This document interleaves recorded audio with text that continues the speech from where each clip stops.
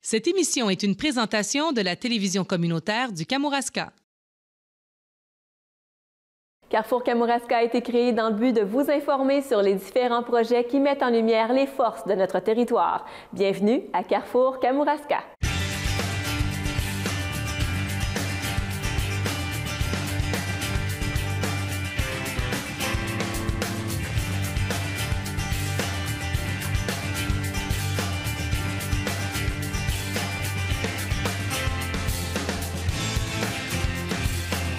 Les écoles secondaires du Kamouraska sont reconnues pour leur dynamisme et leur valeur entrepreneuriale. Et justement, parlant de dynamisme, nous recevons aujourd'hui M. François Boucher, enseignant en éducation physique à l'école polyvalente Chanoine-Baudet de Saint-Pascal. Il nous parle plus en particulier du projet Ski se récup. Bonjour, M. Boucher. Bonjour. M. Boucher, dites-nous, qu'est-ce que c'est que Ski se récup? Ski se récup. Qu'est-ce que c'est que Ski se récup? Grande Ça question. fait 3 ans que je me fais poser cette question. Ski se récup, c'est à la base un moyen de financement pour nos jeunes à l'école qui font du ski de la planche à neige. Ski se récup, maintenant, est devenu un plateau de stage et un endroit où les jeunes passent leur temps à l'école, qui développent des passions, qui se créent des amis.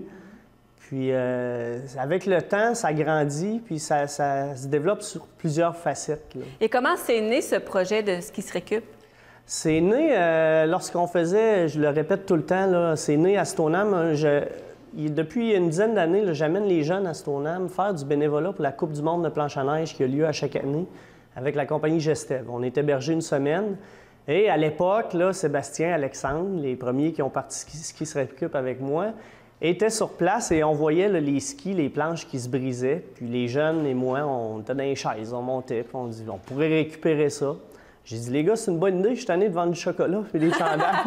On va récupérer. Ouais, donc, c'est pour ça que vous dites qu'au départ, c'était une activité de financement. Exactement. C'est une sorte d'économie circulaire un peu, là. Oui, bien là, par le fait même, ça l'est devenu parce qu'on a réalisé et on réalise aujourd'hui qu'à travers le Québec, à travers le Canada, à travers le monde, les skis sont pas tant recyclés que ça. Il y a beaucoup d'usines qui détruisent les skis, qui les convertissent en métaux, en plastique, en fibre de verre. Mais nous, notre principe, c'est pas ça. C'est de récupérer le ski et garder son entièreté d'origine. OK. On garde la valeur du ski et on ajoute du bois, on fait des meubles.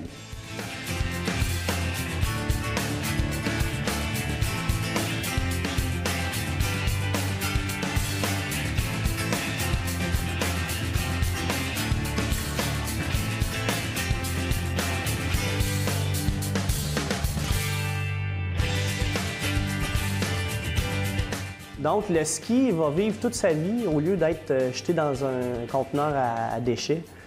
Il va servir de décoration pour des familles, des entreprises. Oui, qui sait, peut-être on aura un banc signé Alex Harvey ou Michael Kingsbury un jour. Ça va venir, c'est une idée qu'on a d'approcher éventuellement peut-être des athlètes comme ça. Ah, bien l'appel est lancé, on se tient au courant. Ouais. Donc, maintenant, les élèves, moi j'aimerais qu'on parle, les élèves, leur implication dans le projet Ski se récup. OK. Cette année, ça a doublé au niveau du nombre d'élèves à l'atelier. Quand on parle d'atelier, c'est chaque midi, 4 midis par semaine, 2 cours par semaine que les jeunes viennent faire des stages, travaillent à l'atelier. On est à 7 élèves. Encore aujourd'hui, il y en a un qui est venu me voir, dit « François, j'aimerais ça venir. » Pas de problème. Il a essayé, il aime ça, il veut faire du ski. Donc, ça va bien. Les jeunes veulent s'impliquer. Ils viennent vers l'atelier. C'est vraiment une bonne nouvelle qu'ils veulent s'impliquer, mais vous dites qu'ils veulent faire du ski. Oui, bien, en fait, moi, je suis enseignant en éducation physique. Avec mon programme de ski à l'école, avec Frédéric et Patrick qui m'accompagnent, on est tous des passionnés de ski. On a nos niveaux de ski et de planche à neige. Donc, on donne des cours aux jeunes. On a beaucoup de débutants secondaire 1, secondaire 2 cette année. Et la politique cette année qui est nouvelle à l'atelier Ski se récup, parce que là, ça grandit. Moi, j'oblige les jeunes qui travaillent à l'atelier Ski se récup de faire du ski. Quand je leur ai annoncé ça au mois d'octobre, il y en a à moitié qui ont dit « Je suis pas sûr, je vais continuer à l'atelier. » Mais je dis « Écoute, on va te donner le cours. » Puis malgré eux... Ils font de la planche, hein? Oui, mais il y en a 2 qui ont décidé de faire de la planche plus difficile. Et un autre le ski, puis écoutez, après une journée, là, ils ont dit « Hey, quelle belle décision que j'ai prise. Bien, parce que ça les initie aussi à l'éducation physique. Exactement. Aux activités sportives. Et on disait, en blague, ils feront de la planche, mais c'est parce qu'il y a également des planches qui sont récupérées. Oui, évidemment, les planches à neige là, sont plus difficiles à trouver. Là. Mais là, les gens appellent, les gens viennent en porter. Il y a plus une rareté au niveau des planches à neige. Les skis, c'est plus facile à trouver. On a travaillé fort pour nos contacts. Là. On a été voir beaucoup de contacts à Québec, des dons communautaires. On a approché les commerces, ils nous les gardent, on va les voir aux 2-3 semaines, on redescend de l'équipement. Et j'imagine que les commerces qu'on approche, c'est des commerces qui sont capables de nous en donner quand même beaucoup. Oui, oui. Il y a le premier commerce qu'on a approché, là, c'est Sport Maguire à Sillery. Eux, c'est justement leur mentalité. Eux, ils recyclent pour vendre. Donc, Okay. vous arrivez avec votre ancien comprends. équipement. Il y en a qui changent à chaque année, aux 2 ans. Les équipements sont très bons. Donc, eux les revendent, mais au travers de ça, il y en a qui nous gardent un paquet, là, qui ne vendront pas. Ils nous les donnent. Donc, ça fait circuler le matériel. Comment vous les approchez, ces gens-là, parce qu'ils peuvent donner leur ski à tout le monde? À tout le monde, oui, mais ils ne le donnent pas à tout le monde. La force du projet, c'est ça, c'est que c'est les jeunes qui sont impliqués. Les élèves sont impliqués. Les élèves créent les produits, puis ils vivent du fruit des ventes de leurs produits pour faire du ski. Donc, c'est ça qui accroche les entreprises à s'impliquer vers nous. Donc, un peu la mission que ce qui se récupère, c'est donné. Oui, exactement. Et quand vous dites que les jeunes vivent du fruit de leur travail, qu'est-ce que vous voulez dire en particulier? Bien, les 7-8 que j'ai à l'atelier, ils viennent en ski, ça leur coûte rien. Faut quand même être conscient. Ils travaillent fort, les gars, là, les filles. Il y a des filles qui viennent prendre des photos, sabler, peinturer des fois. Mais ils travaillent fort, là. J'ai encore passé ce midi, j'ai tout passé mon midi avec eux. À 1h, c'était la période des concentrations à l'école. On a développé le local Ski se récup. On fait une concentration. Donc, ils ont passé 1h le midi, 1h la concentration. Ça fait 2 heures là, qu'ils travaillent avec moi. Ils ne sont pas rémunérés, là. Mais leur bonbon, c'est de pouvoir de faire partie du club de ski de l'école, de la concentration ski, et d'aller skier gratuitement. Ben oui, effectivement, Ça revient au même. C'est une façon de les responsabiliser aussi. Exactement, oui. Donc, c'est quand même une belle mission aussi que vous leur donnez. La chance de s'impliquer, puis à chaque fois qu'ils travaillent, ils savent. On a encore produit un banc, là, après l'émission, je vais descendre à Rivière-du-Loup, on expose nos bancs au stade de Rivière-du-Loup. Puis ils savent que quand on va vendre ce banc-là, je sais pas, 60-70$, bien, on remet ça dans le compte du club, puis là, ça va payer l'autobus, ça va payer leur billet. Donc ça leur donne une motivation supplémentaire aussi. Oui, il y a un gros encadrement. Là. L'équipe d'adaptation scolaire avec la direction à l'école, là, les liens sont tissés serrés. Quand ça ne fonctionne pas à l'atelier, quand ça ne fonctionne pas pendant les cours, on se parle, puis tel élève, ça fait attention, là, tu as dérangé en cours en maths ou en français, tu vas être suspendu de l'atelier, tu ne pourras plus venir le midi. Puis on agit, on le fait. Donc, ça marche, je vous le jure, là, ça marche. Les jeunes, ça vient les chercher émotionnellement. Oui, parce que c'est un intérêt qui... Bien, c'est pas tant difficile à croire quand on voit qu'ils ont un grand intérêt, je pense. Hein? Oui, c'est ça. L'intérêt est vraiment... Puis c'est pas nécessairement des jeunes qui aimaient le ski, là, qui avaient un intérêt, parce que ça devient un peu de l'art aussi, ce qu'ils créent là, avec le cèdre, avec les skis, les couleurs, l'agencement. Ils développent plein de choses qui n'auraient peut-être pas nécessairement touché dans leur... Donc, j'imagine qu'on voit quand même un certain sentiment de fierté aussi. Ah oui, beaucoup.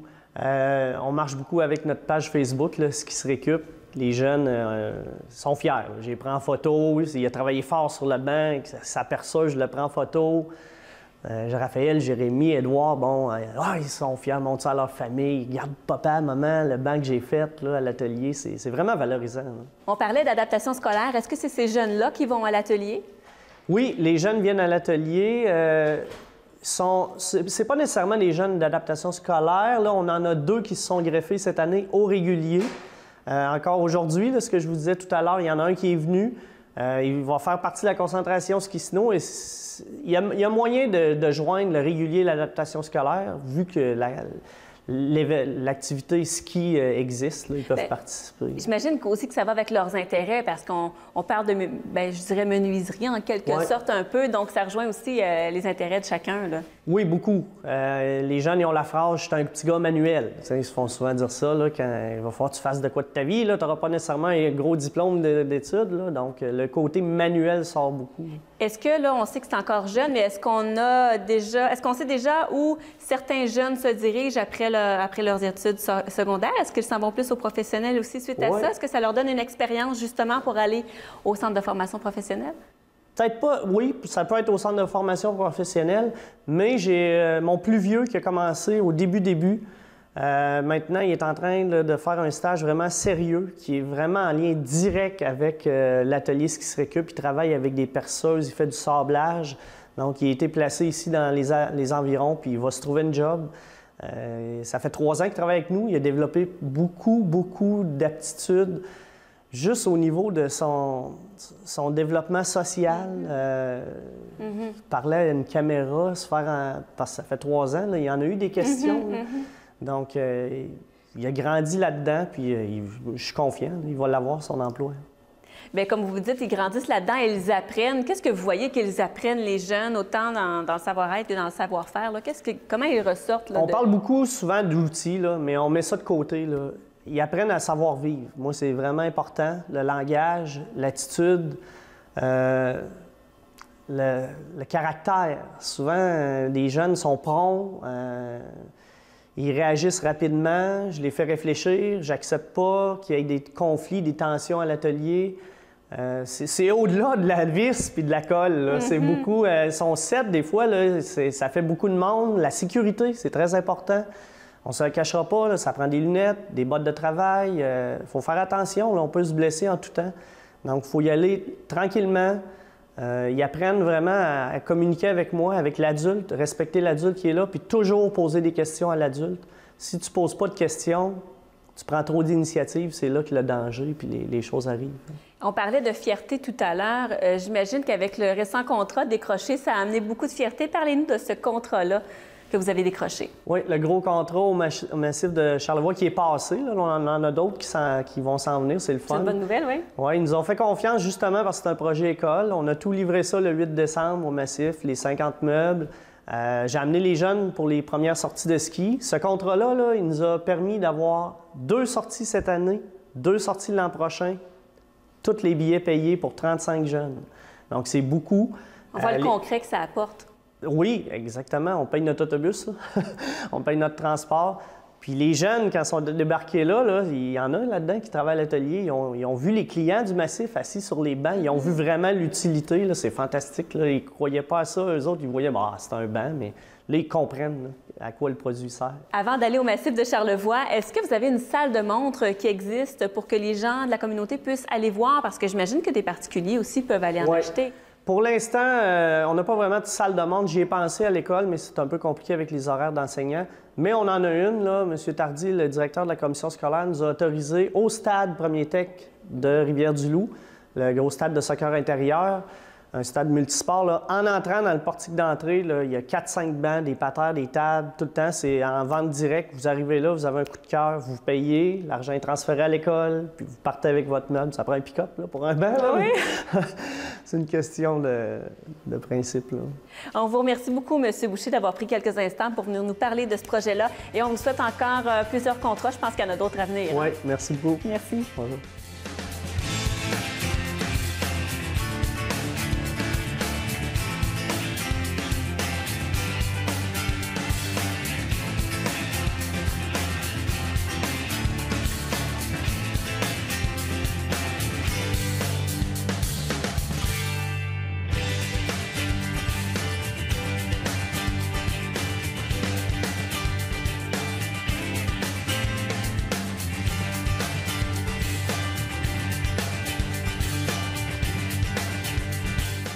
Nous parlions de milieu scolaire dynamique aux valeurs entrepreneuriales au Kamouraska. Eh bien, l'école Monseigneur Boucher de Saint-Pascal est école entrepreneuriale depuis 2 ans. Et pour nous parler de différents projets qui ont été soumis justement au concours Ose entreprendre, je reçois Mme Jacqueline Duval, une passionnée, une enseignante de musique de l'école. Bonjour. Bonjour. Vous allez bien, Mme Duval? Ça va bien. Oui. Mme Duval, je pense que vous carburez vraiment au projet, hein?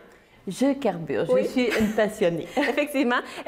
Vous avez plusieurs projets que vous avez mis en branle dans le cadre notamment des différents concours Ose entreprendre, mais j'ai cru comprendre que ça part vraiment de la volonté des enfants. Hein? Oui, ça part d'un besoin.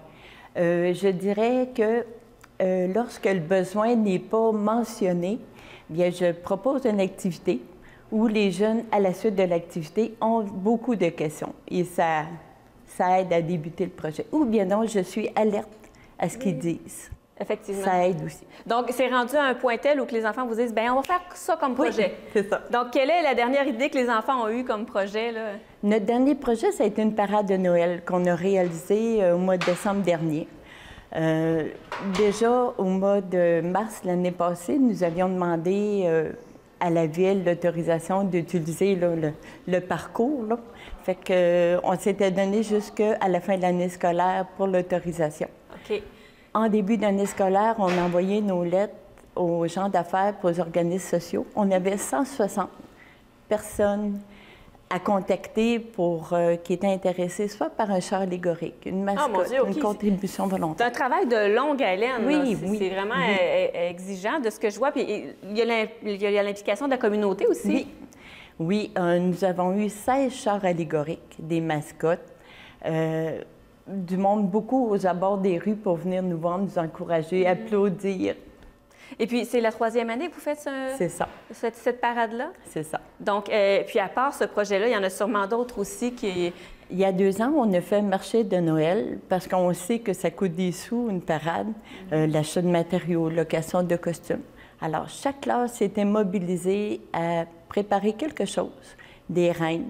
Il y en a qui c'était côté nourriture. OK. Donc, c'est un marché que les élèves confectionnaient des choses? C'est ça. C'est eux autres qui ont fait, chaque classe a fait quelque chose. Et on a vendu ça. Mais pour la confection des objets, c'était dans un cours d'art plastique? Est-ce qu'on intégrait ça dans la classe? Plastique ou en parascolaire ou sur l'heure du midi. Alors, chaque groupe était impliqué. Donc, c'est pas seulement dans le cours de musique ou dans un cours d'art plastique? Non. Non, beaucoup aussi en parascolaire. Et il y a toujours un objectif, dans le fond, derrière ça. Là, l'objectif, c'était de faire des sous, mais j'imagine que... Que les enfants soient bien là-dedans aussi. Que les enfants soient heureux puis qu'ils aiment participer. Parce que c'est notre relève, hein? C'est les adultes de demain. Fait que je me dis, moi, je trouve ça important de leur inculquer des valeurs pour qu'ils soient capables de les transmettre aux autres ici. Et on parle beaucoup de valeurs entrepreneuriales ici, Oui. hein? Oui. Est-ce que vous êtes une entrepreneur dans l'âme aussi? Pour avoir des projets comme ça, là?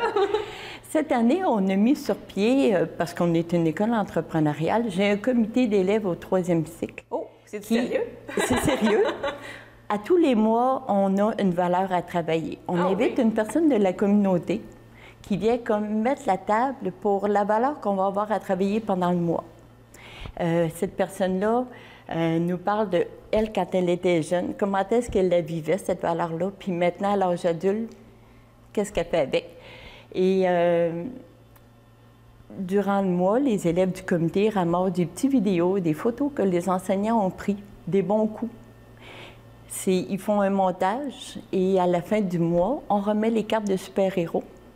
Et la prochaine personne qui est invitée pour le mois vient nous présenter la prochaine valeur. Donc, je me doutais bien qu'il y avait un projet de rattacher à ça, et c'est les cartes de super-héros. C'est ça. Dans le fond, c'est un système qu'il y a à chaque mois dans l'école? À chaque mois. Alors, on a un super-héros pour la persévérance, pour la solidarité, pour l'effort, pour la confiance en soi, pour le sens de responsabilité, et ainsi de suite. On en a d'autres. Mais c'est un projet qui est méconnu. Est-ce que je me trompe?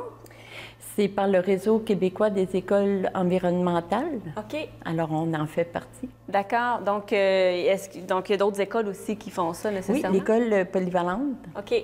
L'école polyvalente est aussi une école qui fait partie du réseau. OK.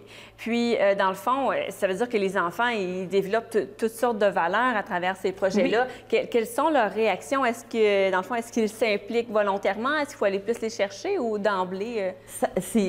Ça se fait là, Naturellement. Naturellement. Puis, est-ce que c'est vos groupes d'élèves à vous? C'est toute l'école? Parce que là, c'est toute l'école. Est-ce que vous enseignez à... De maternelle jusqu'à 6e année. Alors, c'est toute l'école qui fait partie de ce projet-là. Donc, il y a plusieurs projets, souvent par année, qui naissent là, comme ça. Oui. Mais par année, est-ce que vous présentez toujours un minimum de un projet, par exemple, au défi aux entreprendre, ou des fois, il peut en avoir plusieurs? J'ai la possibilité d'en présenter plus qu'un, étant donné que j'ai plus qu'une école. Là, cette année, j'ai 2 projets que je présente. un ici à Saint-Pascal puis un à Kamouraska. Donc, c'est quelque chose qui se transporte à travers plusieurs écoles aussi, votre passion là, des Oui, projets comme oui. ça. Et on a entendu parler aussi récemment, ou peut-être il y a 2 ans, de cabanes d'oiseaux. Parlez-nous un peu de ce projet particulier. D'où c'est parti, ce projet de cabane d'oiseaux dans la cour d'école? Oui, on a fait l'inauguration du parc école en 2015, au mois de mai. Puis les enfants disaient ce serait beau hein, d'avoir des cabanes d'oiseaux. Puis déjà, je pensais au mois de septembre, pendant les Journées de la culture, qui faire venir. Bien, j'ai parlé aux enfants, j'ai dit, vous savez pas ça, mais l'humoriste Pierre Verville, c'est un ornithologue amateur. Je savais pas ça non plus. Non, on pense pas à ça quand on pense à Pierre Verville. Alors, j'ai dit, on va le contacter. Fait qu'on a appelé son agente qui est sa conjointe. Puis, il a accepté avec plaisir de venir. Ça a été très agréable. C'est vrai qu'il est très fort pour identifier les oiseaux. Il en voit un, puis il est capable de dire qu'est-ce que c'est. Mon Dieu, c'est particulier. Fait qu'il est venu donner une conférence à tous les élèves de l'école. Il nous a emmené des plans de cabanes. Puis, un grand-papa de la communauté qui est venu nous aider dans l'assemblage. On les a peinturés. Puis, un très beau projet. À fond, là, elles ornent la cour d'école. Exactement. Donc, j'imagine que c'est un sentiment de fierté aussi que ça génère chez les enfants. Aussi. Mm. Et à travers les années, il y en a eu beaucoup d'enfants qui ont participé à ce genre de projet-là. Hein? Moi, je dirais, en tout cas, moi, je suis à Monseigneur Boucher depuis 11 ans et à tous les ans, je fais des projets. Alors, donc, ça a touché beaucoup, beaucoup d'enfants. Et vous avez remporté également un prix là, pour les refuges douillets. Oui, c'est justement avec Pierre Verville. OK, c'est ce prix-là. Oui, okay. c'est ça. OK, les cabanes s'appelaient les refuges douillets. C'est ça. Venez voir nos refuges douillets. D'accord. On a gagné au niveau local, puis on a gagné aux entreprendre le premier prix, puis au prix local aussi, à Rivière-du-Loup. Et il n'y a pas une question aussi de faire connaître un peu le patrimoine de chez nous auprès des enfants? Oui, c'est ça. Comme moi, je suis en musique, ben cette oui, partie-là, je la vois à moi, là. J'ai proposé une activité aux jeunes et à la suite de ça, là, j'ai eu bien des questions. Ce qui fait que j'ai démarré un projet une année avec André Gagnon, puis l'année d'après avec Anne Hébert. Avec Anne Hébert, qu'est-ce que c'était le projet? Il y a 2 ans, on soulignait l'époque de Louis-Pascal Achille-Taché. On a appris que Anne Hébert était dans sa descendance. J'ai proposé aux enfants, j'ai dit à l'école, on nous propose de faire quelque chose, qu'est-ce que vous voulez faire? Une pièce de théâtre. Alors, j'ai écrit une pièce de théâtre. Vous avez écrit une pièce de théâtre? C'est ça. On a fait des recherches. C'est quand même quelque chose. On a fait des recherches, puis on a parlé de sa jeunesse. Les enfants étaient costumés d'époque. Puis, ça a été réellement beau, là. Puis, dans le fond, ça a été diffusé, entre guillemets, ça a été présenté lors d'une soirée? En Ose entreprendre aussi. OK. Mais ça a été présenté, la pièce de théâtre, lors d'une soirée? Oui, c'est ça. Puis, est-ce qu'il y avait un coût relié? Puis, dans le fond, les sous, est-ce qu'elle allaient parce que quand vous gagnez à Ose entreprendre ou quand vous récoltez des sous pour ce genre de projet-là, les sous s'en vont? On les met pour l'achat d'instruments de musique. OK. Ou bien non, ici à Saint-Pascal, ce qu'on a fait, c'est l'achat de volumes à bibliothèque. OK. Donc, la culture en général, je pense que c'est quelque chose aussi qui vous rejoint. Hein? Oui, oui. Et puis, vous me parliez aussi d'un projet avec André Gagnon? Oui. Avec André Gagnon, bien, c'est ça. C'est un peu dans le même décor. On a parlé du patrimoine.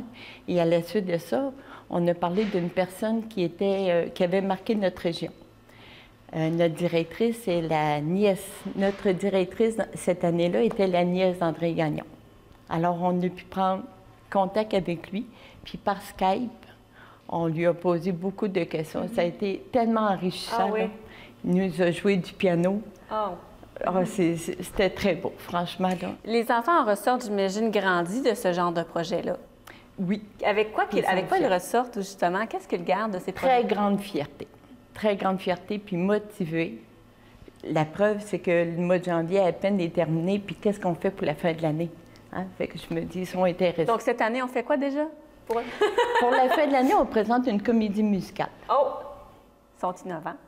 Une comédie musicale. Alors, ce sera les élèves du 3e cycle d'une classe qui seront des acteurs et tous les élèves de l'école vont participer en chantant. Donc, on mélange les cycles aussi? Oui, oui.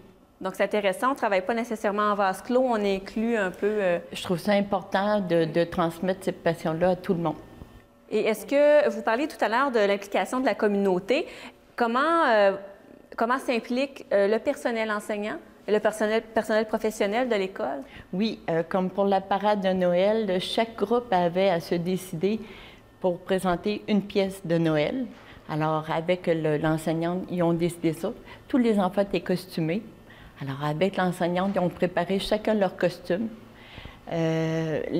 Comme pour le marché de Noël l'année passée, l'enseignante aussi avait participé à aider à la confection. Comment on mobilise ces gens-là, ces partenaires qui, des fois, dans le train-train quotidien d'une école, on sait des fois, c'est pas toujours facile d'avoir des projets. Les professeurs veulent bien, mais il faut l'intégrer aussi. Comment on réussit à mobiliser? Bien, je dirais, l'année passée, à la fin de l'année, déjà, on avait une idée de ce qu'on voulait présenter pour Noël. Et quand c'est préparé tôt, bien, je veux dire, on a le temps de se donner des échéanciers. C'est vrai. Et si vous aviez, Madame Jacqueline, à choisir parmi l'ensemble de vos projets depuis les 30 dernières années, est-ce qu'il y en a un qui est vraiment, un ou deux, disons, qui est vraiment votre coup de cœur? Ah, moi, je dirais le marché de Noël et la parade de Noël. Ah oui? Ouais. OK.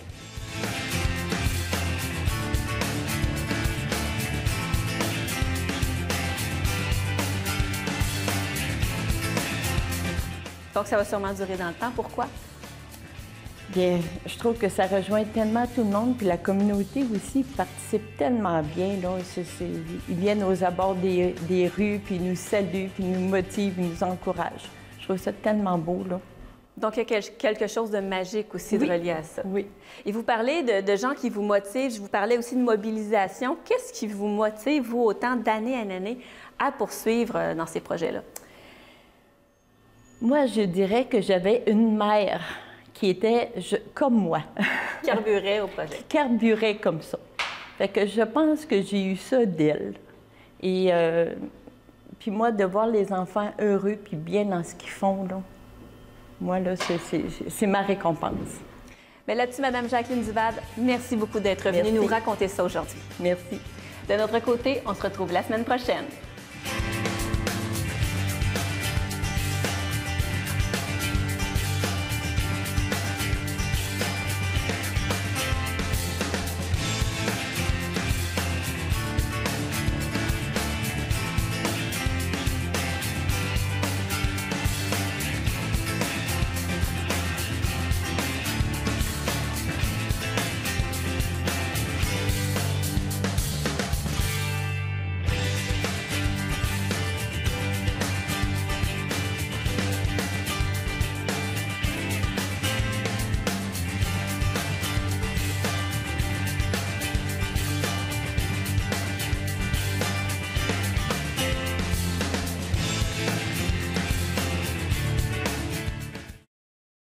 Cette émission était une présentation de la télévision communautaire du Kamouraska.